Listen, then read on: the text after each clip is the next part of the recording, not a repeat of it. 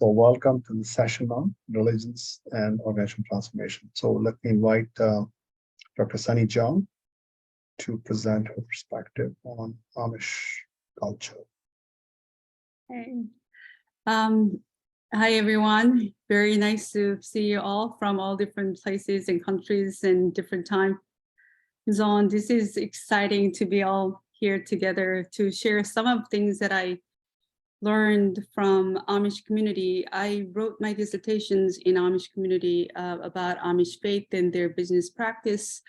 But then since I moved to Ohio 10 years ago, I continue working with Amish community in Ohio. So I did my dissertation studies in Illinois Amish in terms of populations and residents of Amish community. I think Illinois is the 5th largest the settlements of Amish populations, but Ohio is second after Pennsylvania. So I'm in the middle of a lot of Amish people, and I lucked out to be able to continue working with the Amish people and learn more from their wisdom.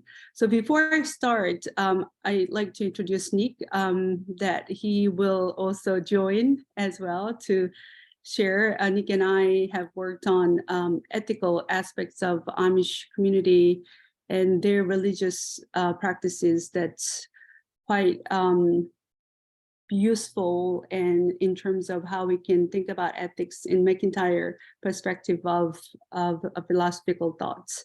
Nick, do you like to introduce yourself before I start? Yeah, sure. Thanks, Sunny, and thanks for the introduction.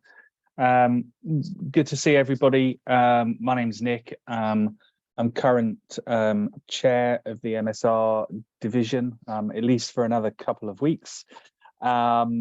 And day job is associate professor of ethics at Northumbria University in the UK.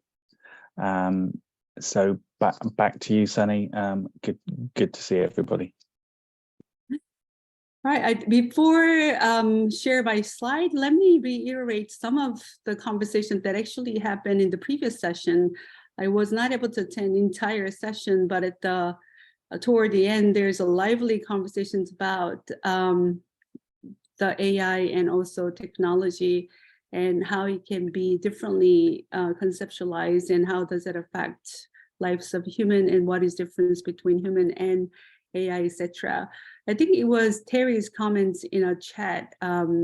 She wrote something like this: in the West, according to organizational theorists, Russell Eckhoff, and businesses has been a good at the function of science, data, information, knowledge, understanding, but have neglected the productions of wisdom that presupposes all four.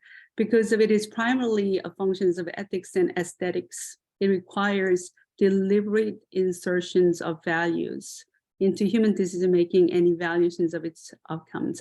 I think this is really summarize what I wanted to talk about.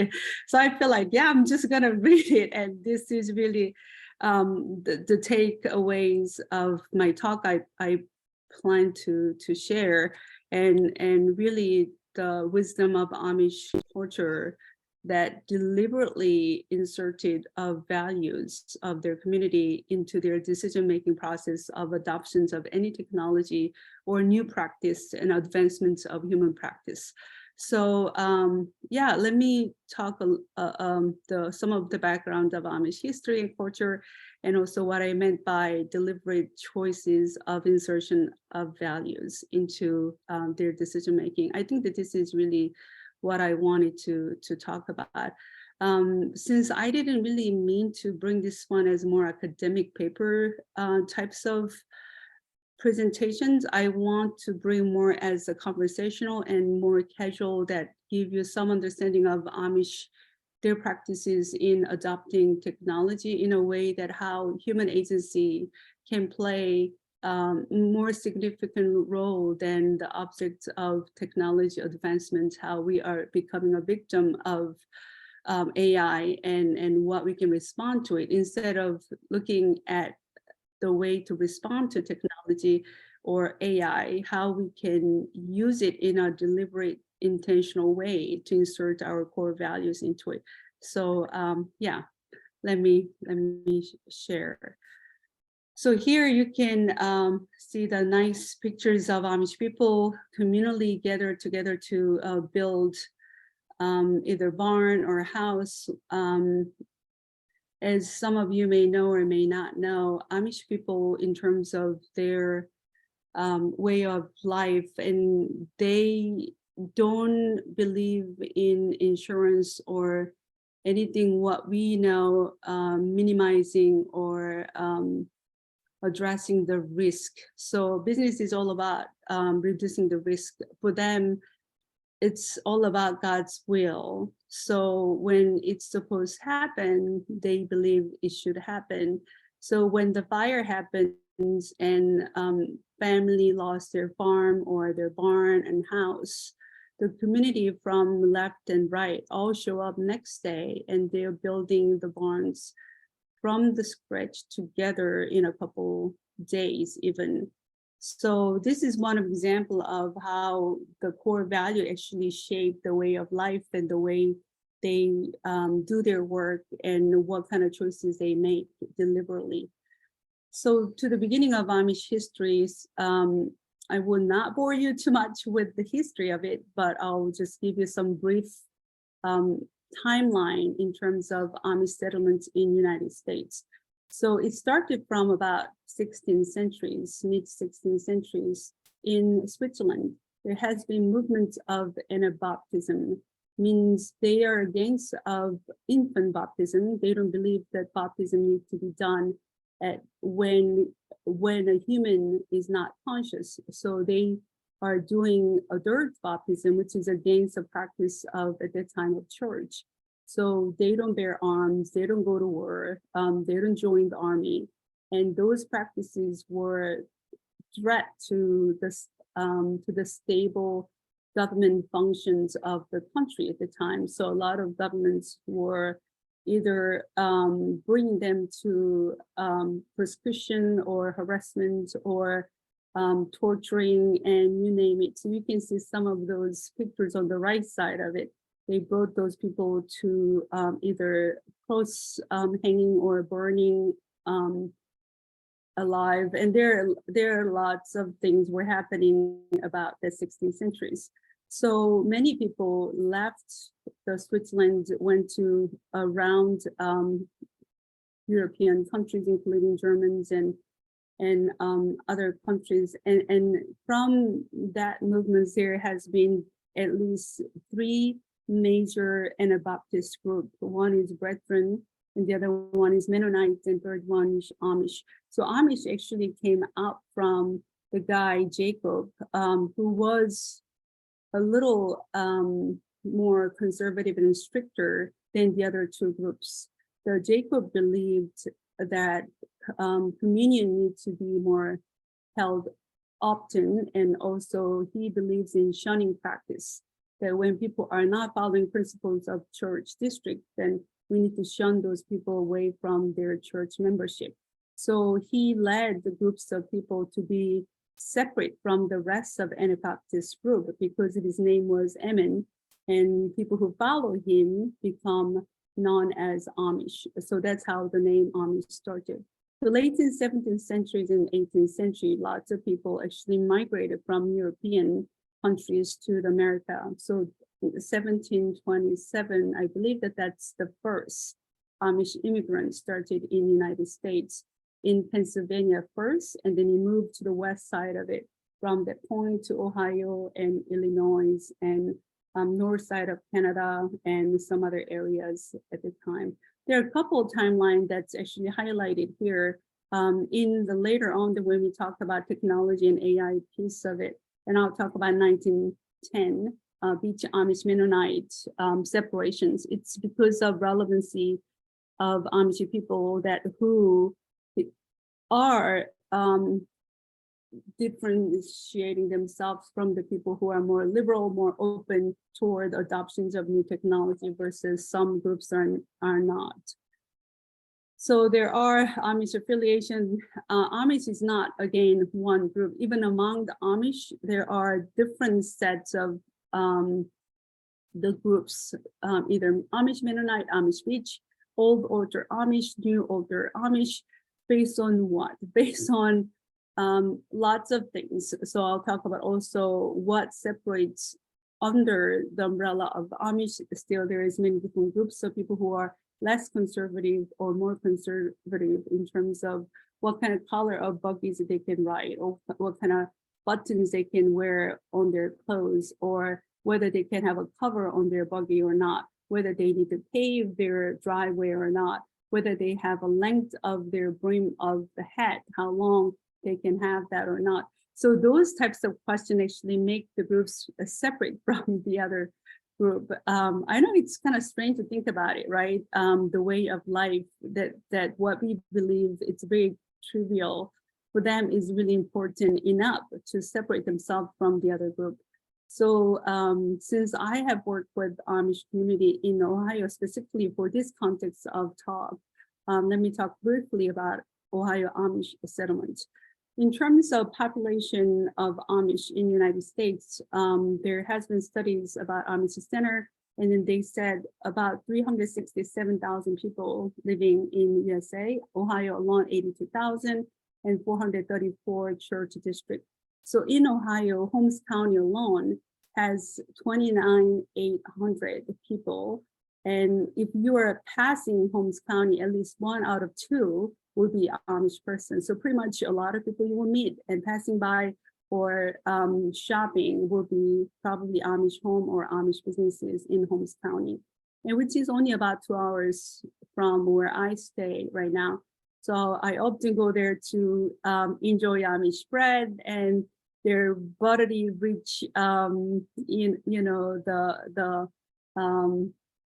apple butter and Amish cheese and etc. So if you're ever visiting Ohio, definitely stop by and try out in Holmes County and a lot of Amish people's offering of goodies and products.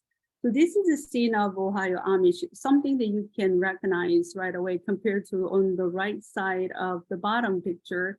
There is an electric grid that you can see, typical countryside of it. But when you go into Amish settlements or Amish residential area, you don't see electric line, which means that they don't use a grid. They don't use electric grid, and they have either gasoline or a lantern, or long times ago, yes, they have used a candle, but they don't use a candle anymore, but they are not connected outside of word.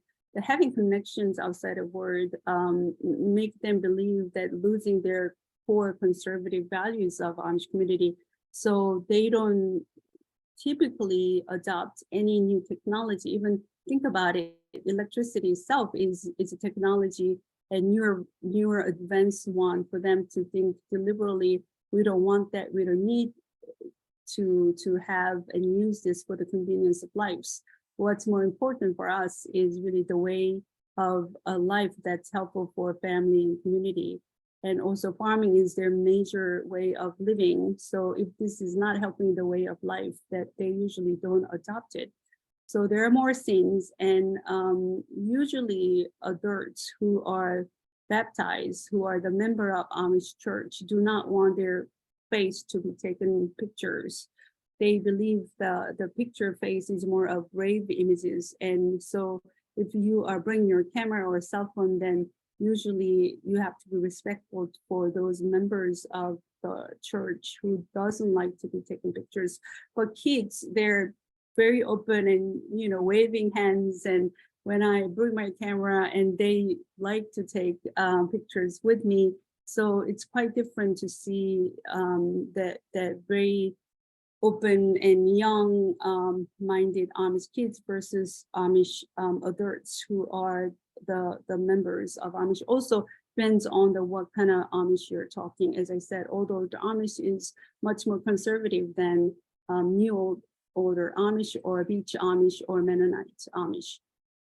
So main things that what's interesting to talk about AI aspects or even technology aspects of Amish community started actually from the 19th century, when the society becomes modernized and Amish community has so much of pressure to get assimilated to the rest of society.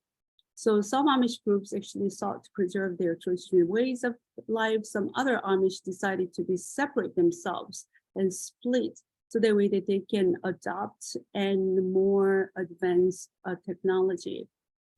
In Ohio, at least, the people that I met usually comes out of those 4 different church affiliation and 1 New Order Amish, and majority of Holmes County's Amish that I interacted with is Old Order, which is a little more conservative than New Order, but Andy Weaver is more conservative and Swartz and Trover is the most conservative. Swartz and Trover Amish is home. If you are walking or driving, there's no driveway. There is a gravel or stone on the just even ground to bring their buggy into it. But their way of life is a lot more simpler, and they don't wear any colored clothes. And there's a lot more strict ways of wearing clothes and what kind of things you can bring at home and what kind of things you can use at home is more strict than Swartz and Trover, than Old Order Amish or New Order Amish.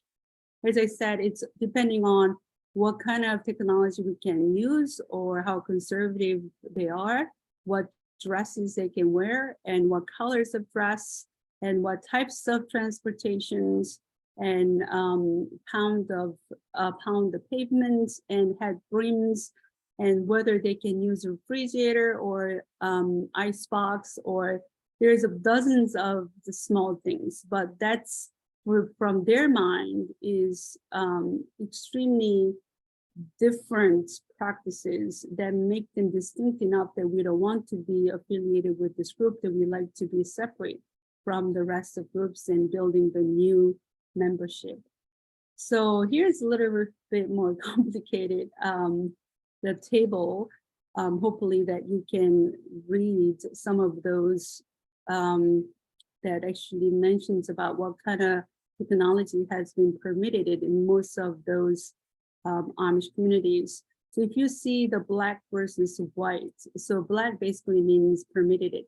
So if you see on the right side of column, and it says 97%, that means majority of Amish people adopted those technologies.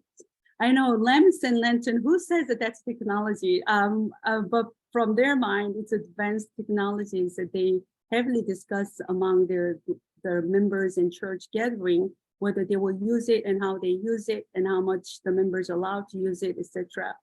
So motorized washing machine is again the highest percentage of Amish adoptions of this convenient tool, but that doesn't quite convenient if you actually look at the pictures of it. On your right side of this slide and top, that's actually motorized washing machine. Definitely not even close to the washing machine you have at home, but for them, at least it's better than hand washing for sure, and saving some time for people to wash their clothes.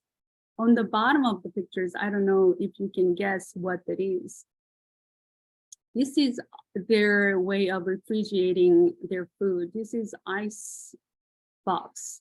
They put the ice into it and then they close, they're keeping their food cool enough in the summertime.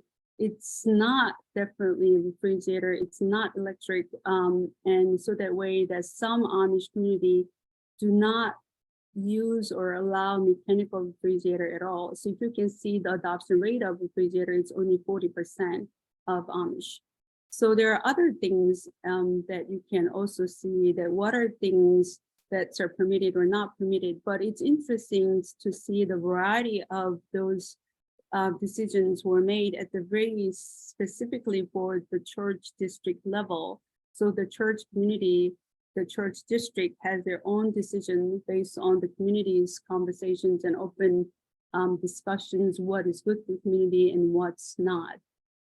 I don't know if you can use a chat box. I like to see that what you think about technology, right? So this is not quite advanced, the level of AI that we are talking about, right? Monitoring environmental aspects of life and and in that intelligence of analytical thinking skill, but at least right from Amish perspective, this is very advanced technology.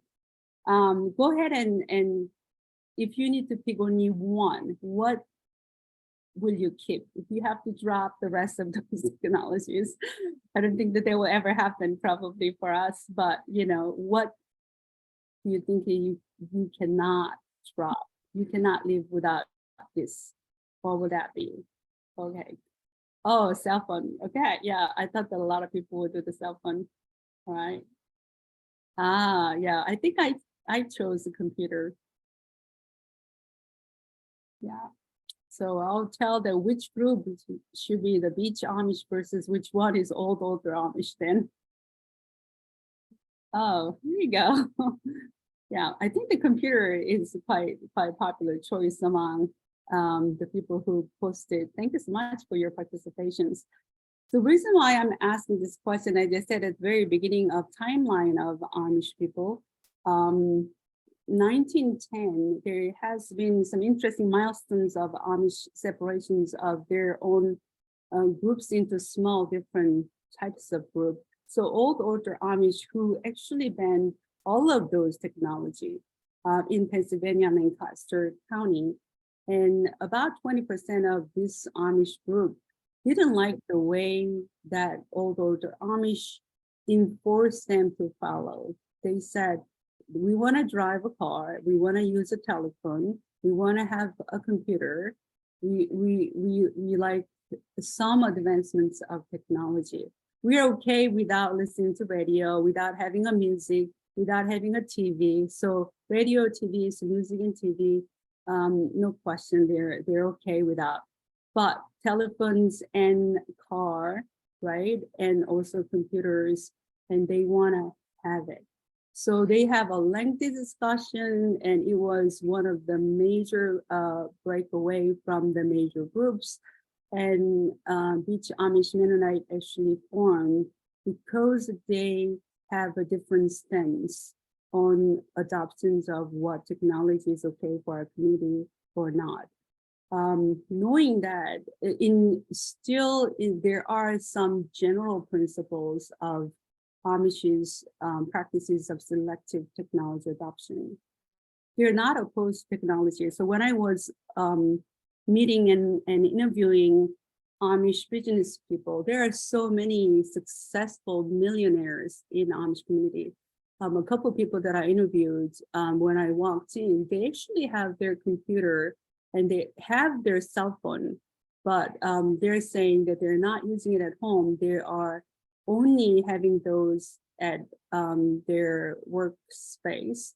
And some Amish people said they're not directly using computer, either they're young children, young generations who are not baptized, not a member of church, can use and help for their businesses, or they outsourcing it, meaning that the English people they hire will come and use for marketing purposes, setting up their website and doing some order and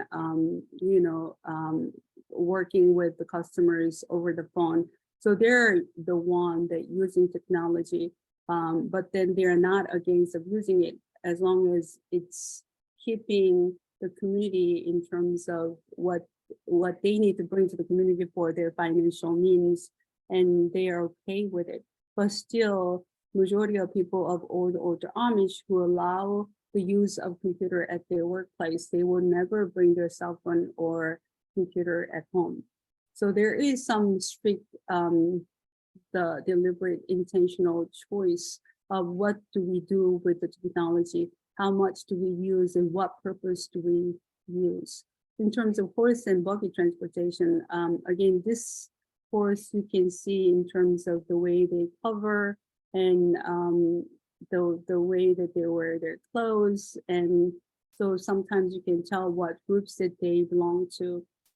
And there has been huge debate about Amish buggy. It has been always, especially for people that who are living heavy Amish populated area. There has been lots of traffic accidents because of they're not fast. At nighttime, often the drivers do not see the buggies and horse, and they often hit And when they hit, the horse usually were put down. And yeah, so there has been disastrous cases of death out of Amish driving the buggy, but still Amish community do not want to change that aspect of using it. And they believe the driving a car making our community more or less cohesive, and it fosters individualism. So when they really need to use a car to go and visit their families and relatives in other states, for example, a lot of Ohio Amish community connected to the Amish in Florida. So when they need to travel, they hire English people to drive them around. So they don't own a car. They're not driving a car. It doesn't mean that they're not using it. So, but they make a specifically for that choice of using a car for the purpose of seeing family and their relatives. So it's not because a car is available, I'm driving. It's more of car is there for a certain purpose. That's how and when I use it. But also electricity, as you heard, that they are not using the grid electric power sources that we all have at home.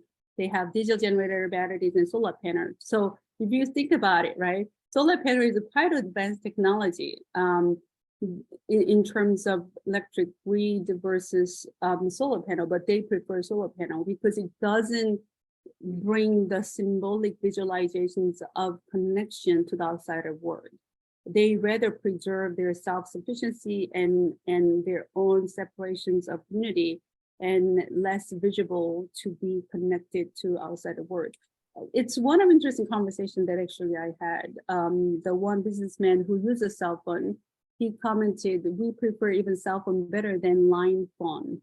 And I asked why, because of line itself shows the visual connections outside of word. And a lot of Amish community are very concerned of that connections. So they like to be cohesive community of their own and separated it in order to do so. Some technology who's not so much showing the connections of outside of word, like, you know, cell phone or Bluetooth, even technology, right? That's better than wired internet connections or wired phone. And typically no phone is allowed in certain communities in church district, and there it looks like a little barn, small barn. It's actually telephone booth. So a couple members of church share the one telephone booth, and there is a telephone when they need to call their relatives and community members, and they walk outside of house and to this telephone booth and make a phone call. So that way that they don't have to bring the cell phone at home or their phone at home to be distracted from their family lives. Again, many things that they have practiced in terms of technology adoption is really deliberate and very specifically for the purpose of the communal reason or family or for the matter of keeping the way of their lives the way that they have lived. So of course, no internet or social media at home, right? No TV for sure. So when I was working and there, I built some friendship with a couple of family members that I interviewed. And then they invite me over, and so we ate dinner together. And then they asked me to stay overnight. But I have to say, no, I love my computer too much. There is no plug-in, and there is no way to use my cell phone and computers when the rest of families are not using it. There's no way that I can connect my charger to the computers, right? But their way of choices of life is definitely with certain reason. And the same way for education, the way that they think about education is they think education is a waste of time. Many Amish business people that I met have very similar view on education, and they stop educating their children at the age of 14, so 8th grade. So what happened was 1972 Wisconsin versus Yoder was one of the famous law, the legal issues that was widely known in Amish community. So Wisconsin, educational law makes every family bring their children to get them educated until age of 16. It's mandatory. But Amish people do not send their children to school after 14.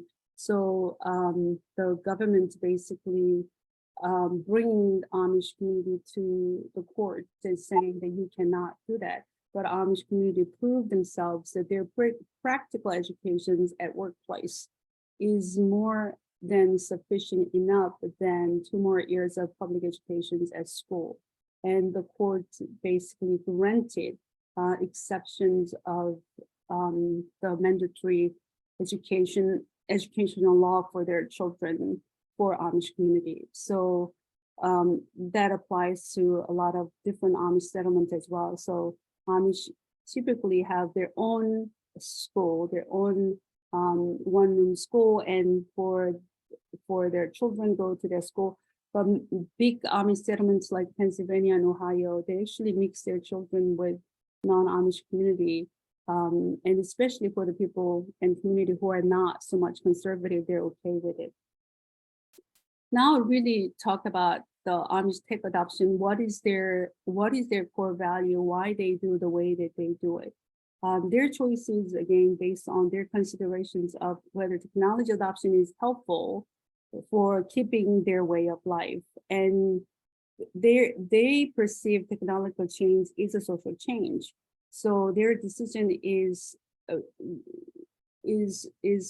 more toward a conservative way of keeping the way that they have done it, unless it's extremely necessary for them to adopt a certain technology, then they will do it. So here is one of the quotes out of the interview that I did. Sunny, could we wrap up in about a couple of minutes, you think? Yeah, this is actually the end, almost the end. Our people allow more technology for farming, like a pickup bowlers and hay loaders. The percentage of farmers in our church is larger than the more conservative because we have more technology. It helps business and keeps young people in our church. We try to nurture young people and make them feel at home. So we have nice church with a program for young people. So there is the discussions of how we can keep the young generations into the Amish community and their way of life.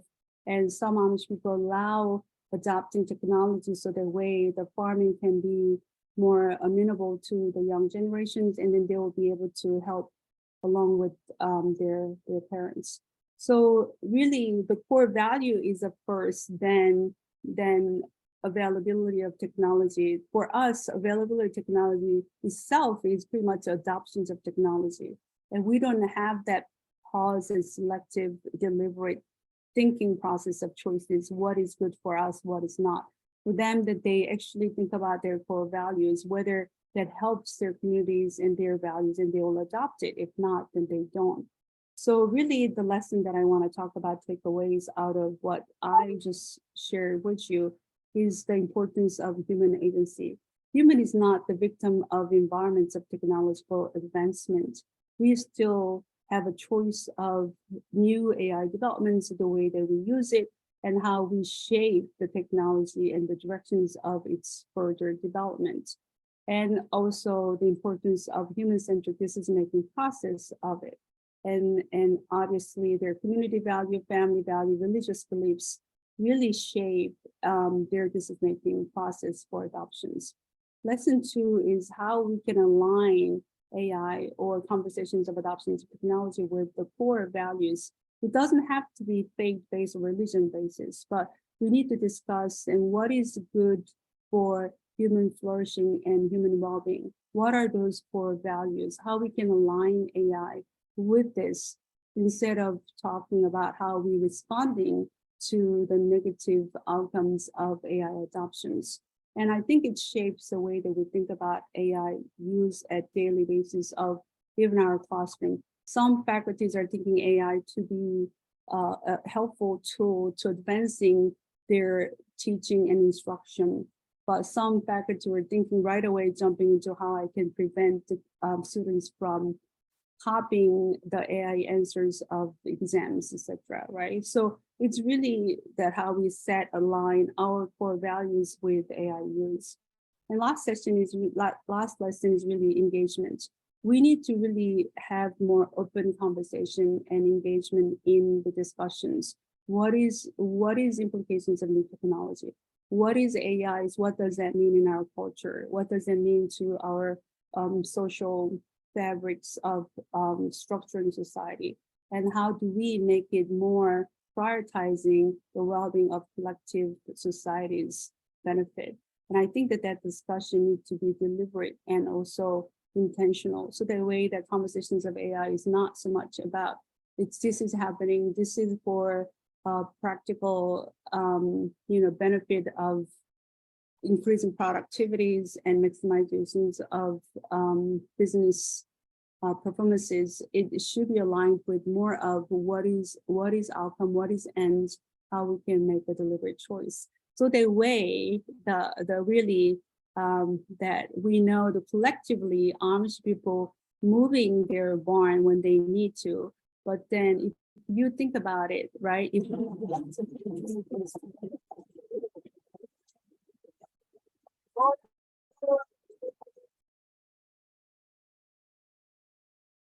I know this makes me just amazed by the way of collective gathering to solve such a problem. How do we move the barn, right? Hundreds of Amish people show up and say, okay, let's move it, right? I think that this is a way that when you think about it, how collectively we need to have a space to have open conversations about AI and its impact on society, and what can we as a human agency to be playing a role for selective choices of our use of AI. I think that that's what I wanted to talk about. Nick, did I miss anything? Did I talk too much? Thanks, Sunny. I won't say anything in addition, Sunny, at this point. I'll hand back to Anil, and then obviously in the discussion, if there's anything I can add, I will.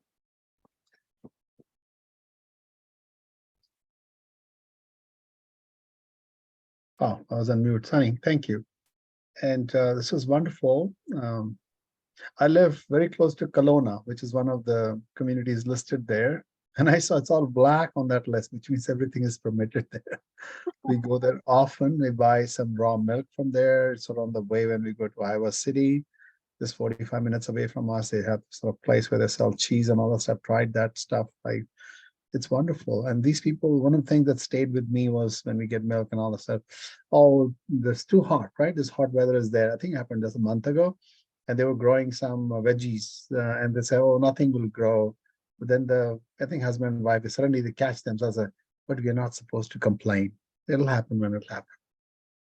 Without any grudge, just no sort of angst in the voice. They said, no, it'll happen. We're not supposed to complain. That was pretty beautiful. That's kind of and I thought, anyway, so we'll talk about it. Even the second last point which you said, mate, was that's retaining, you should have values which can guide any use of technology. If you have no values, you just willy-nilly accepting this randomly here, there, you have no credibility with your kids also. Why are you doing this? Why are you telling me not to do this? But you do this, don't you? Because there's no cogent, coherent sort of values we have. So I found that very fascinating. So thank you. I'm going to talk a little bit more broadly about religion, and part of it I actually presented at the retreat, but I've expanded that to include more Sufi and some other transcendence thing. So, and this I was asked to create for what is a religion? What is religion to begin with? And I found that fascinating because, let's say, so what is power of religion? First thing that occurred to me when I read this Yuval Harari Sapiens, I said, religion is a great unifier. And that just grabbed me because we always think religion is based on division. But it's a great unifier along with money and empires. And you think about it, it's logical because religious people come together. In fact, wasn't it in the morning, the dissertation session that somebody said 84% people are religious and it's going to go up to 87%? So religion remains a unifier apart from money because the exchange happens, and empire. So that was very beautiful. That is, it's in good company. And what is it? It legitimizes a superhuman superstructure with immutable laws. right? So God did it kind of thing, so you don't mess with it. It's a super immutable. It's a superhuman structure. So it creates norms for human behavior, do's and don'ts. And you saw that sort of Amish have some their own do's and don'ts, but every other religion would. And so going back, at least Sapiens, Yuval Harari says, this agriculture revolution and communications. The people were settled and they could communicate with language and other things. That created the power of religion. Because some things became proper. And now you have to sort of negotiate with, around property, that you could organize around property, around assets and all that stuff. So that was the basis for creating religion.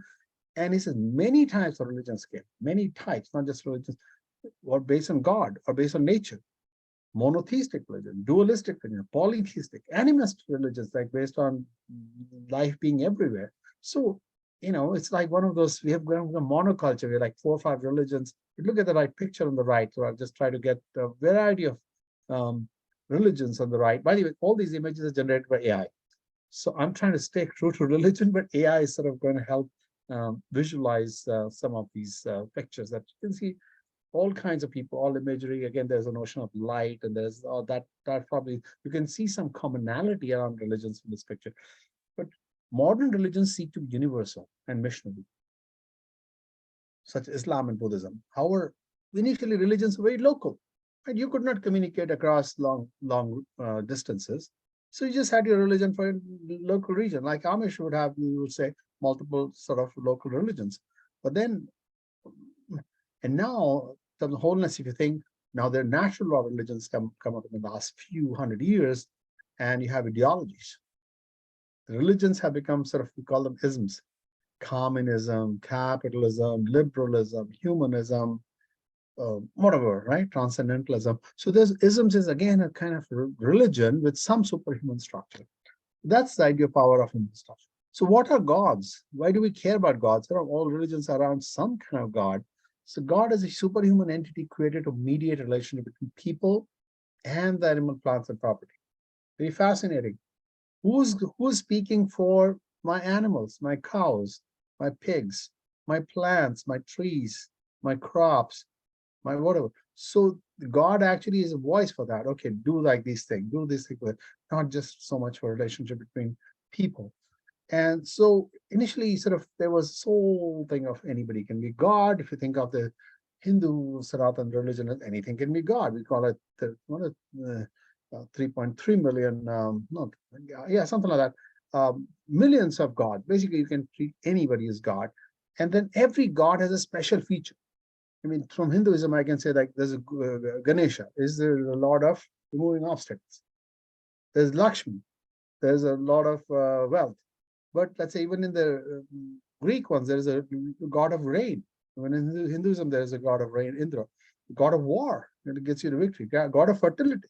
So you had pretty special feature kind of gods. So you said, okay, well, so many gods, we can all live. Like Sunny has my god, Nick has his god, and Sheldon has his god. Okay, fine. We have like little communities that we could get along.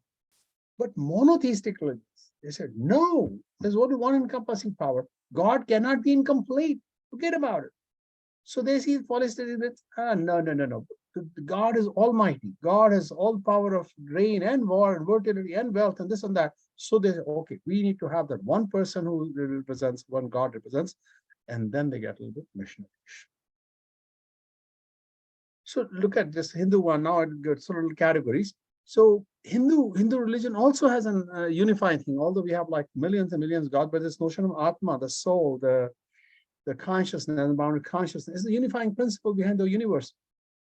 But that universe consciousness doesn't care who wins or loses. Your obstacle gets removed because then it creates obstacle for your opponent, right? It doesn't care. People come, go, people they lose. So that's what the moksha part, right? The liberation. Sadhus, the monks want to relate back to the Atma, to the that unbounded consciousness for liberation. I'm above all this fight, this and that. Atma is basis for gods, but there are no temples to Atma.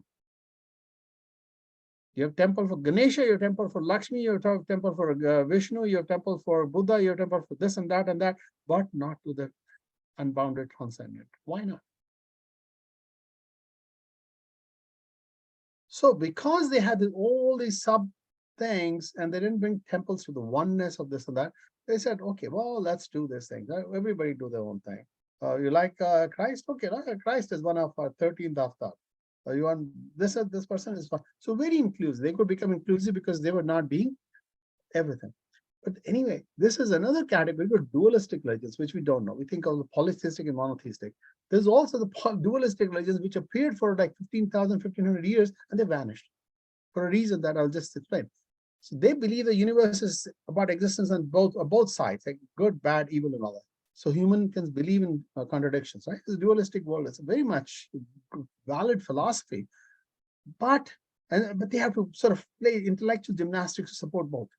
How could God make good and evil logically? Zoroastrianism, if you heard of that name, it was sort of there for about 1,500 years. It was one of the biggest such religion. And the problem is, how do you mediate when good and evil collide? You need to have some kind of mechanism to resolve conflicts. So good, evil, even and soul. So anyway, they could not, they could not. They had to create gods. Gods are there because it says, oh, God says this and that. And somebody asks them, God says do this. So because they did not have a particular method of resolving the two, they went away. So Christianity came about because all these polytheistic, dualistic, it's a consolidation, right? You start with 400 auto companies, 400 laptop companies, computer companies, and then you lead with 3 or 4. That's kind of what consolidation happened in religions also. So monotheists are more fanatic and believe they have the whole of wisdom. We have our Ganesha, we have everything is within us. So in fact, how this Christianity comes about is this is Judaism was not missionary. Again, that's how Judaism history is another thing, but how a sect of Judaism felt that Jesus was a long-awaited Messiah, had known everything. So he became the basis of monotheistic religion. Again, some people use him for that. He was just like a fairly enlightened but common person. You see images on the right side. So monotheistic religions cannot explain evil. They need clear order. Good, good, good, good, good only. What does God want from me? So that they can save me. So that leads to expansion of wars. God's word is good. God is good. I think that I've always for long connected God with good, but now it makes sense. They need all goodness. Only God can give. So that leads to expansion. This is a great word because this is our God has all the power. Everybody needs to hear about it. So that goes expansion. Then they said believe in war. However, even in Christianity, there are differences on how they see what God does. So Catholic, Protestant, and all that stuff. There are more people killed by themselves, by each other, than by other religions. In the 1572 or one such period, he says that 100,000 people were killed in 24 hours in somewhere in Middle Europe. And millions have been killed by, Christians was the Christians of those who think that Christ is kind of out here, so Christ is everywhere. So this whole missionary idea of going out everywhere because they truly believe Christ is everything, that leads to that. Now look at Buddhism. Buddhism came about 2,500 years ago. Central to Buddhism is a person. They don't call him a god. Buddha said, I'm just a person. I'm a king. I went out. I tried to get some wisdom. I tried to get solutions because he saw anxiety, fear, sickness in everybody. Rich also die. Poor also die. Why? So he wanted to see why are people sick. So he says, well, all suffering comes from attachment. I'm attached to my name, fame, family. So this craving or sort of, disgust or sort of you just revulsion.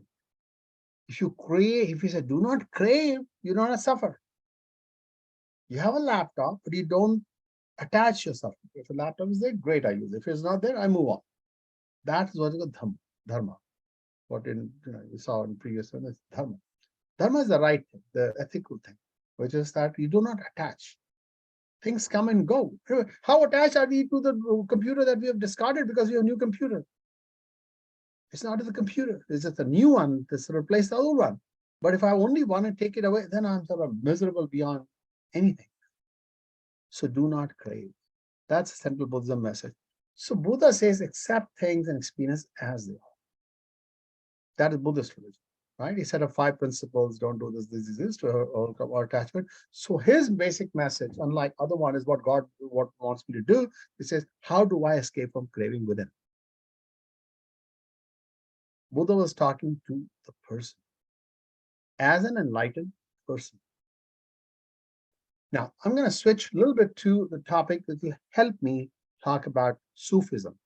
Sufism came, in the middle 11th, 12th century. So it's mystic Islamism. So what is transcendence? This idea that there is that oneness, the Atma, that Hinduism says, one is free to experience itself. It is all there is. Awareness is aware of itself. Consciousness has this unique quality, self-referral. Conscious is the knower, consciousness is the known, and consciousness is the process of knowing. I'm conscious of consciousness, kind of thing. So, it is absolute. It's absolute, non-changing, non-variable, eternal, infinite, unboundedness. So it's got no boundaries. That way we talk about in the previous session, global consciousness, pure consciousness, unbounded consciousness. That is what it is, and that's the core of us. That's what Hinduism or Vedic knowledge says. So intellect becomes aware of itself to transcending itself, right? Self-transcendence we talk of. By direct, unmediated experience. So this is where sort of external technologies don't work. It's a technology meditation. You realize yourself as beyond time, beyond form, beyond thoughts, beyond objects. You don't attach. Your true self is a gusher of joy. Remember the previous session was talking about joy as a measure of something. Joy is not out there. Joy is an innate nature if we just let ourselves experience the joy. So that is the idea, that if we realize that transcendence. So now here is my other picture, which is to help you realize that we live at 2 levels. At one level, we are unbounded pure consciousness, pure being. And at the bottom level as human being, we are becoming. Remember where the discussion of being was the becoming. So human beings are becoming, right? Growing, becoming better in some ways, achieving, dying. So we have this dynamism. And at some level, we unbounded consciousness. So I have proposed this V theory, which I've written in many ways, and it got invented about 6-7 years ago when I first went to academy, and I heard U theory from Otto Scharmer of MIT, and he was talking about how it sort of goes down to a step at presence and comes back up, very Buddhist-driven stuff. I said we could do a little bit faster. You're in surface reality where we are becoming. It's like waves of the ocean. The wave has a structure, it's a form, it's a dynamism, it's a certain life. But if you transcend to the bottom of the ocean, the stillness there, that is pure consciousness. It's unbounded. If you can experience unboundedness, then you have the sort of everything there. All the laws of nature connect there, and you have the support of all the laws of nature. Once you go there, your thoughts vanish. Your relational thoughts or relation to this or that, those thoughts vanish. What you are left with is pure awareness. Awareness, your awareness, which is aware of itself. And that is a beautiful state where bliss automatically flows. And you stay there for a certain period. Some will stay for 20 minutes, some will stay for 2 hours, or whatever longer. And then you just come back up. So as you just sort of come back, I feel like it's the sense of victory, you come back up, but you go from left to right, a little bit more energized, a little bit more coherent, a little bit more settled, more coherent, more ordered. When you go down, you lose a lot of entropy because you touch silence. Up there is dynamism, down below is silence. Up there is sort of becoming, down below is just pure being. So this model of transcendence can be done through many, many ways. Right? We have transcendental meditation and many meditation techniques, but here I would connect with Sufism. So the idea is that the sort of the unbounded consciousness, like a mystical thing, you can't touch it, you can't name it. It's not this, not this, not this, because it's too big. It's all encompassing. The small people cannot name it. So some of these thoughts came from a professor of Sufi studies, written books on Sufism, and University of Michigan. He was kind enough to send me his charts. I picked some thoughts from there, but I picked up some elsewhere. The reason I picked up Sufism, it interested me for a long time, especially Rumi. This is not Rumi. This is, again, AI-generated picture. Looks like Rumi to me. Who knows what Rumi looked like? But point is that this is a mystic people who believe that there is that truth. That is all that matters. Truth of our true reality. And what we see here is all sort of forms. Form, transform, further transform, new form. It'll just change and we keep becoming. But the reality is that mystic thing which you cannot touch. So what are some of the core concepts of Sufism? Again, through this professor. So it's a Sufism, it's the Tasawwuf that became now Sufism. The Tasawwuf became Sufi, and then we put an ism, so it becomes Sufism. It's a mystical form of Islam. It emphasizes introspection. It doesn't say just prayer. It's just introspection, spiritual growth, and enlightenment. This could be said for Vedic literature. Same thing, right? So it developed after the spread of Islam, right, and was significant influence to other spiritual traditions also. So there's one particular person, Al-Kushairi, who wrote a book called Risala, and about this, I think, year 437 of the Muslim world and 1045 probably in the, our British BC AD, was among the earliest and most authoritative Muslims. A man was in Sufism. Basically, they are, in terms of the behavioral aspects, they're talking in terms of integrating ideals and values, Islamic revelation. A revelation of that mystical oneness, the truth, into the spiritual, intellectual, social, political, economic life of the community. Operate from that revelation. Don't just go by the words. Remember, they do care about the Quran, but they care about a lot more about the revelation overall message. Again, the main messages they say is 5: love, unity, patience, humility, and selflessness. Okay, these are all sort of intertwined. Love in Sufism implies loving God and his creations, so love everything. Right? You're one with everybody or anything. Unity, which is kind of unbounded and non-dual thing, presents the idea that everything is in universe interconnected, very much like Vedic style. Humility is acceptance of oneself as a very tiny being, a dot. You may consider some weaknesses, some strength in relative terms, but otherwise we're just very small. In the whole universe, what are we? That little dot. Patience, therefore, reference to endurance in the face of hardship, because the nature, the totality is organizing things. Just be patient. Things will happen when they have to happen. So, Sunny, that sounds very much the Amish way. You don't complain. Nature is organizing. I think some of these will relate to it, right? Don't complain and just be patient. And selflessness. This is very interesting that, because altruism and better for the whole human race. Collective decision making we're talking about. So this is very similar. I mean, most religions see the same thing. They're coming from transcendence, mysticism. So they have various practices of contemplation. They began with sort of the Quran, the Sunnah of the Prophet, and then this is how they sort of looked at God, attributes, qualities, and script of the universe. But then now, this is an interesting point that this professor made, which is that whether they like to practice alone or they practice in community. Remember, just Judy Neal asked that question of what are the technologies for collective consciousness? They believe in collective consciousness. It's funny, not funny. It's interesting. They believe in doing it together, collectively meditating, creating power. It's not like one person meditating, trying to connect with infinity. I'm infinity, you're infinity, we are the same God. Why not we get together and sort of together talk to God or to that infinity? So they say it was very much preferring to worship God or practice values together. So in a community setting. But then, he says like, and this is very much Bhagavad Gita says the same thing. People have different reasons or different ways of different understandings of God and how do they get to God. For some people just want to do the knowledge part. What Bhagavad Gita was a Gyan Yoga. I just want to connect to God through knowledge, understanding God better. Some have a bhakti, some have a devotion, some have a loving emotional relationship, union with God. So I become God. So the bhakti. And then some people just say, I just want to deal with everyday life with equanimity. So that's a karma yoga. I want to do karma in the most dispassionate way, do my duty, and then forget whatever happens. So this is straight from Bhagavad Gita. So, this all mystic religions actually will talk about the same thing at the level of who I am, connecting with somebody, what I know, and what I do.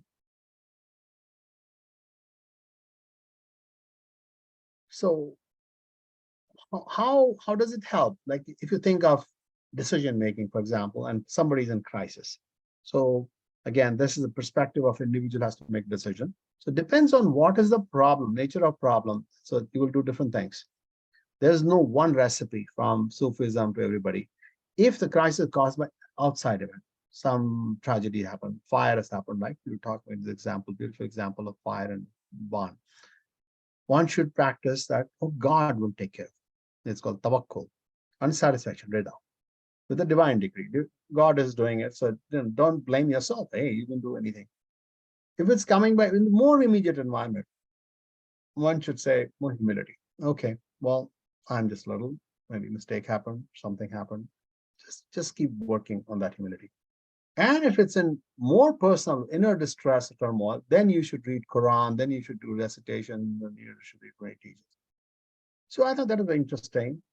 They didn't practice, they talk of meditation. They don't use the word meditation. That is interesting. They don't use the word prayer either. I'm not, yeah. But the idea, they say, even just practicing stoically, just being stoic and say dispassionately, whatever happens, just being completely settled in ourselves.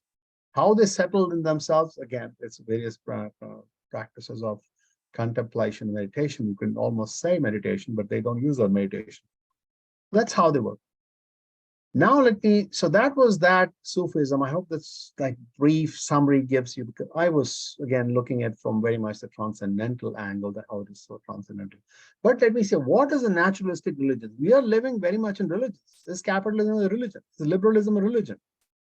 Is socialism a religion? They have their superhuman structures, they have these gods, that they have the particular days of celebration, all that stuff.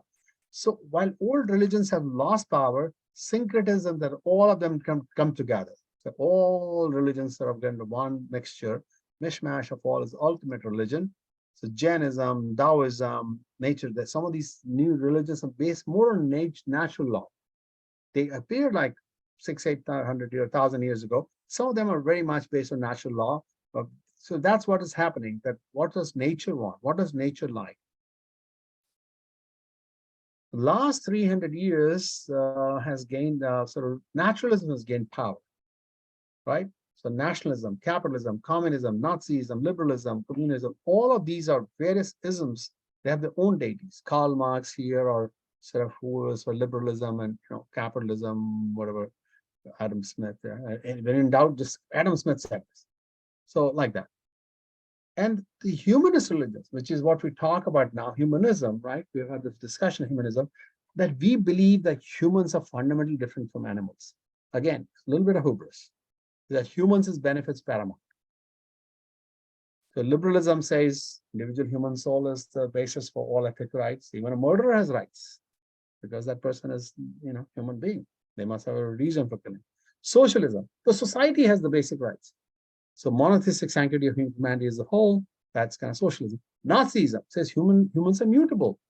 The better race, and they can degenerate, and that's why they can say these are superior races, lower races, and but they begin with that. So evolution happens because all beings, all communities are locked in a remorseless struggle for survival. So they believe the survival of the fittest in the deepest way. Now my last slide. What do you think future of religions is? Humanism is evolving, right? Humanism pretty much has a grip on us. Like human rights evolved, were cataloged in 1945 with the arrival of UN, right? Human rights were there, but where does it go? Now, science and physics is a monotheistic religion. Quantum physics is the ultimate law. Oh, if physics permits, then we can go to the moon. If physics permits, we can go to the Mars and all that stuff. All is governed by hormones rather than will. That's another way of saying it. So that it's all sort of AI said just hormones. There's no willpower, nothing. So the question is, can biology, just hormones, etc., the genetic code, can it create superhumans? Superhumanism, it's happening, right? At some level, designer babies is happening. And then the AI part, more the cognitive side. Whereas biology, when it's the AI, it's being able to do the smart part. Remember in the last one, he said the battle for the smart has been lost. It's the battle for the wise, wisdom that we are fighting. Will it lead? Where will it lead the planet and humanity? And so I ask, what do you think? Let's stop right here. Although I have a chart, thank you. This is also an AI generated figure, by the way, so it's not a particular one. I didn't create it. Okay, I'll stop sharing. So my question is, what do you think? Where is religion taking us, or evolution of humanism taking us? Thank you very much. Any questions, comments? Thank you, Shalini.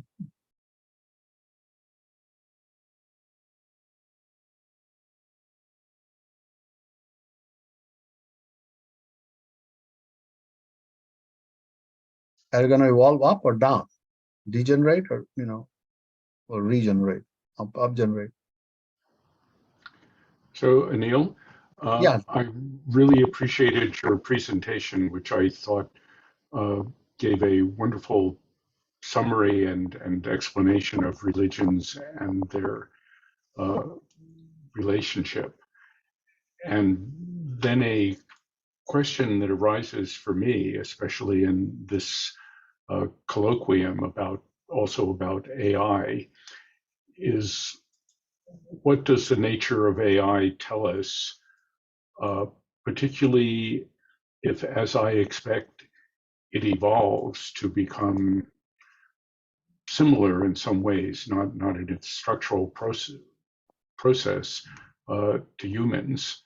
What does it tell us about these ideas about the nature of reality? What is the nature of reality? What is the nature of AI? Where are we going? So you've taken my question and posed it back to me. Thank you. Okay. And that's because I don't know the answer. I'll give my take, of course. Let me hear from others also. Is that okay, Lee? Yeah, Nick, please. Yeah, just a couple of observations. I mean, I think just thinking about the Amish work, I mean, there's obviously this forever tension about separateness from the world. And if we think about the kind of one of the verses in the Bible around, God hedges in his lambs, in other words, that kind of separateness of pureness and the world being impure.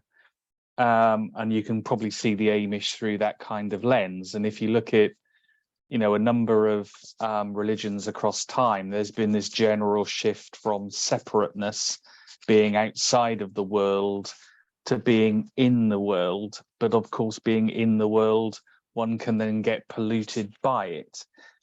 And so it kind of strikes me that when we think about AI or technology, I just wonder, I mean, ultimately, and I have to say, I don't have a positive view towards AI. And I'm kind of thinking that ultimately the property rights, the intellectual property is ultimately going to be owned by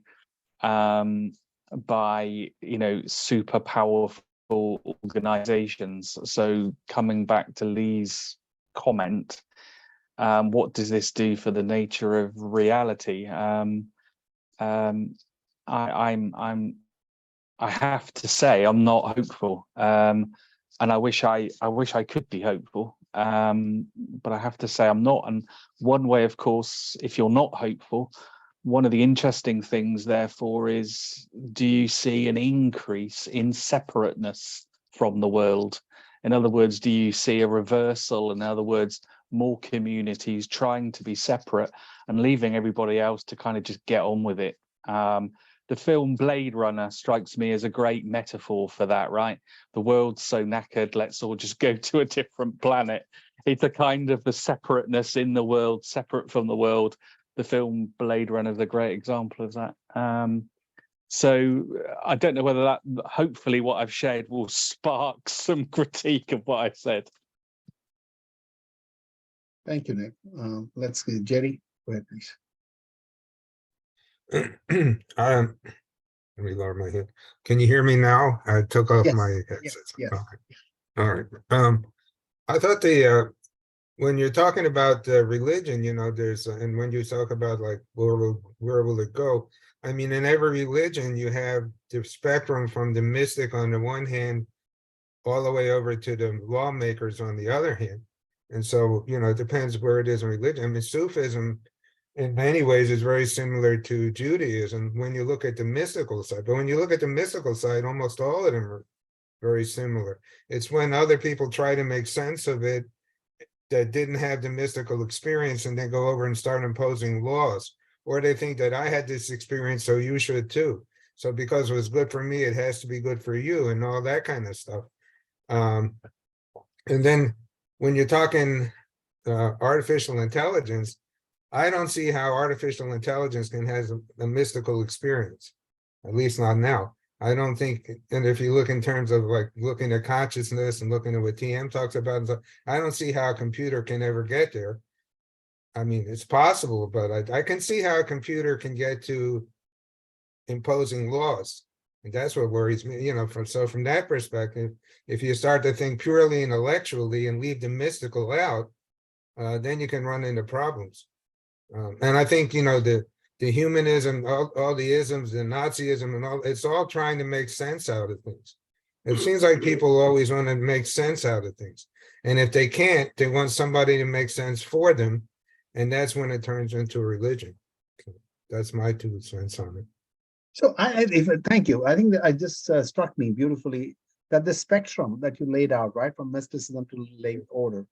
And I think Prasad was talking about 5 layers of communication, right, which is this lawmaking. So the lowest level, and then Hinduism as a Bakri, Madhyama, 4 levels of speech, the unsaid and that verbal. AI relates to the lowest level in that. Yeah. And it's not very clear that rise to all the paths to the mystical. Well, it's interesting. If you look in terms of chakras, so you would say, okay, AI is like the root chakra. And how do we ever get up here?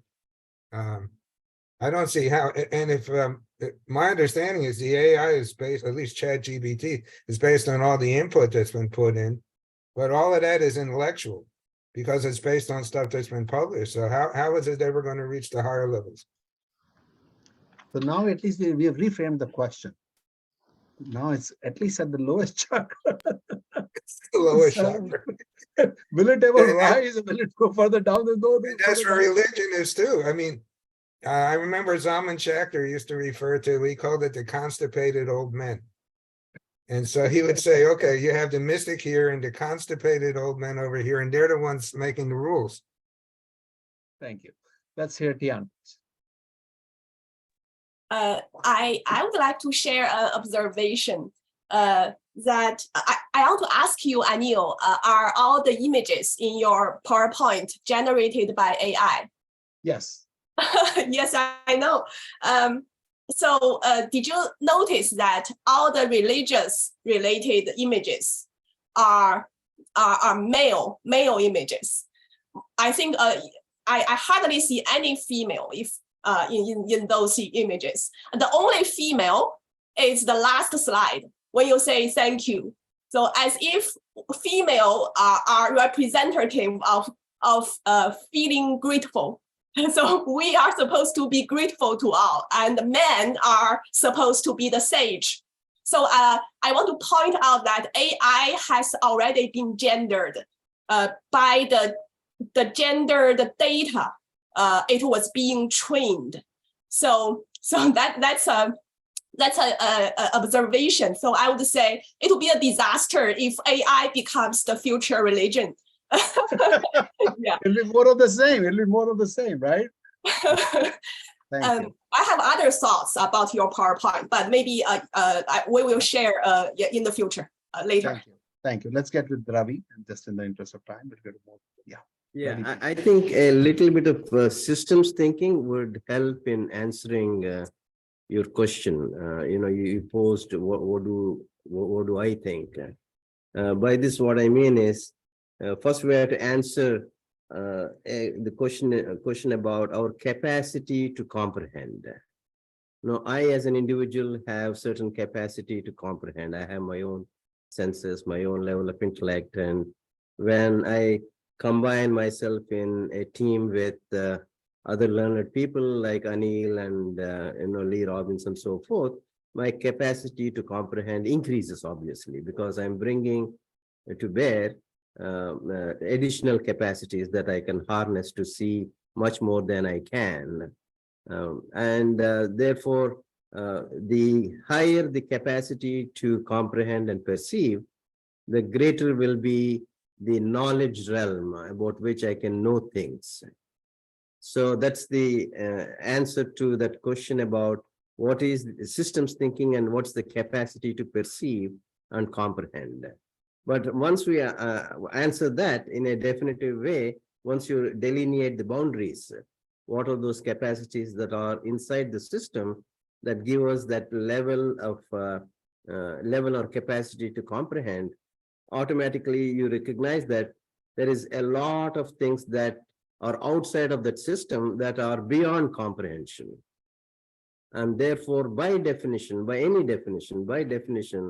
AI can never comprehensively explain everything because there's always something left outside of the system.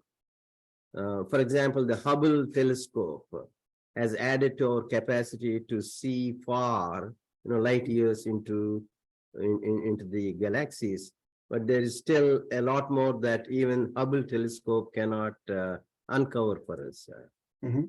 So AI can never be the 100% comprehender, and that's where I think this theological perspective or pure consciousness or the God-centeredness comes into play, and we as human beings can never actually comprehend or grasp that infinity. So when somebody was talking about multiple realities, Mhm. what I would say is there is manifest reality where we all play and deploy our capacities of perception. But at the same time, there's unmanifest reality, which is beyond all of us.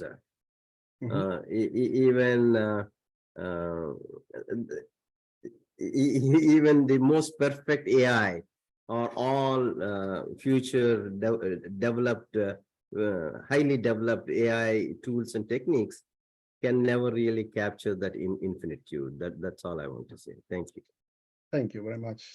Lee, you will have the last comment.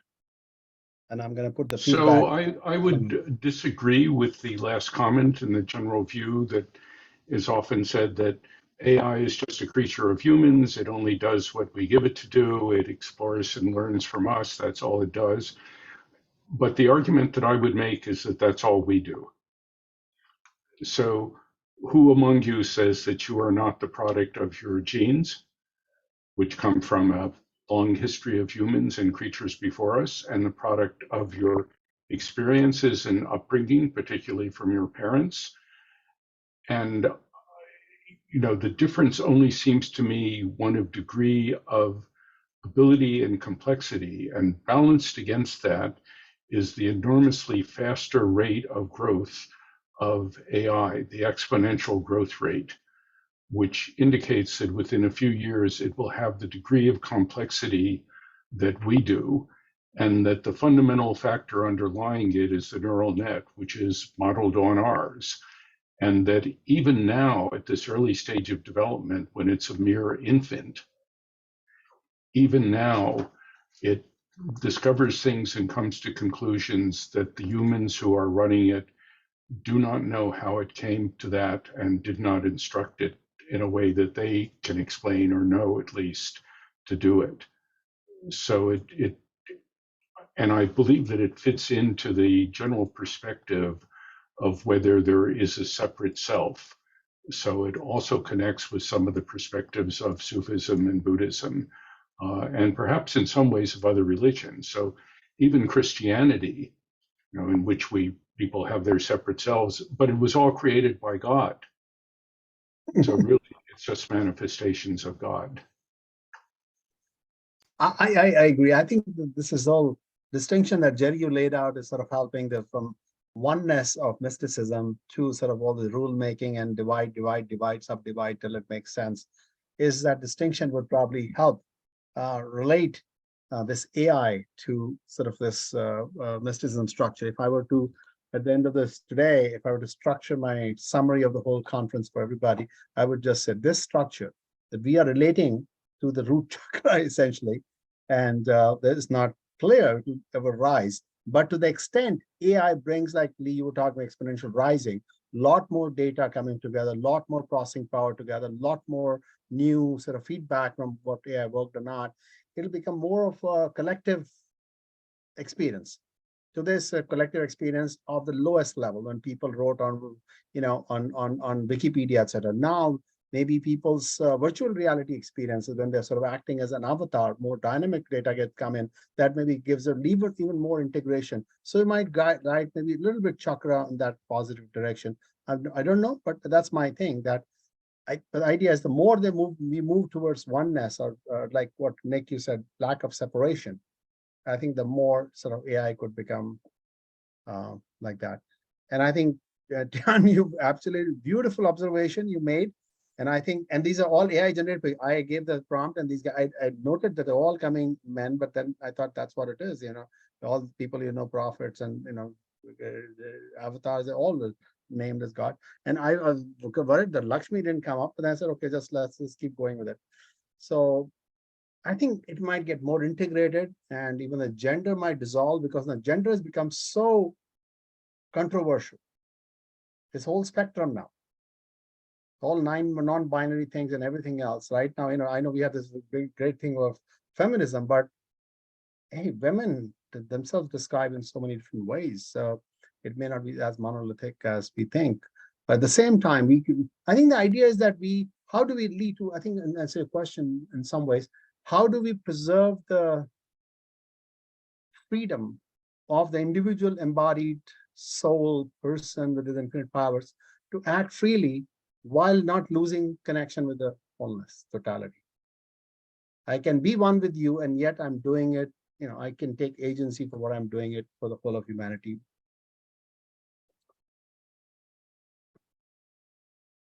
Make sense? Anybody who has not spoken, it's the same crew we have been speaking over and over again. Let's see, who has not spoken yet? At least a couple of voices, please. Please, somebody. And Sunny, if you wanted to say something. Terry, please go ahead. Terry, you posted a beautiful comment also. Unmute. Yes. You brought to mind the, the bodhisattvas can take male forms and female forms.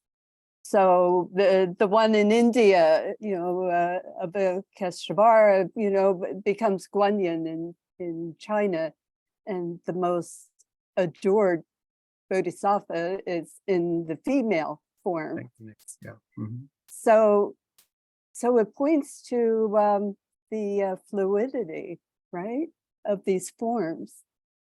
So that's it. Yeah, that's what I think. Sometimes male and female, that's my forms, which will transform into. God didn't say there has to be 2 different genders or 10 different genders. It just appeared like that. Anyway. Thank you for the comment, Terry. I just don't want to add, but anybody else? 1 or 2 more voices who have not spoken. Tian, let me just defer to somebody who has not spoken, because we have so many people who have not spoken. Let's hear from who has not spoken. Deborah, can I call you one, please? Sangeeta. Hi, good afternoon, Dr. Maheshwari. I just joined Academy of Management as I'm starting my program in August, and I just, have been joining some of these over the last couple of days. So very interesting conversation here. I think somebody made a comment about, we are making assumptions about the intelligence of AI based on the fact that we know everything about human consciousness and the human brain. And in reality, although I agree that our ego and our nature has been formed based on generations of reincarnation, as we kind of know from the Indian philosophy. But the truth of the matter is, we don't know everything about consciousness and the human brain. So there's still work to be done, right, for AI to really, become or take over, if that ever happens. And I think the comment about, just inherent assumptions of, just I think a lot of male domination in terms of pictures and AI, I think that's a fair point, right? Like, although I agree with you that in the future, I mean, there's sort of, like a removal of gender potentially going to be coming, but the way it has been formed, it has been kind of male dominated, right? So, and that's also kind of probably, I mean, sort of how AI is being computed. So very interesting. And thank you for doing this. You're most welcome. Thank you for sharing. One last person who hasn't yet spoken.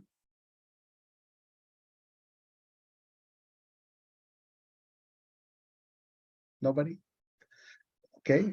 Not then please take a moment, if you don't mind, to just fill out the survey monkey, so we have some idea. Appreciate it's just, if you just scroll up just a tiny bit, it's right there. Survey 13, MSR 13, this session number 13. With that, I would stop the recording. Thank you all very much. Thank you, Sunny. Any closing thoughts, Sunny? Thank you, Anil, for organizing this. Your constant, just being there, holding this space together, and bringing the lots of different thoughts into very comprehensive and thoughtful ways of embracing all. So I really appreciate it. Thank you. Thank you. Okay, I'll stop the recording.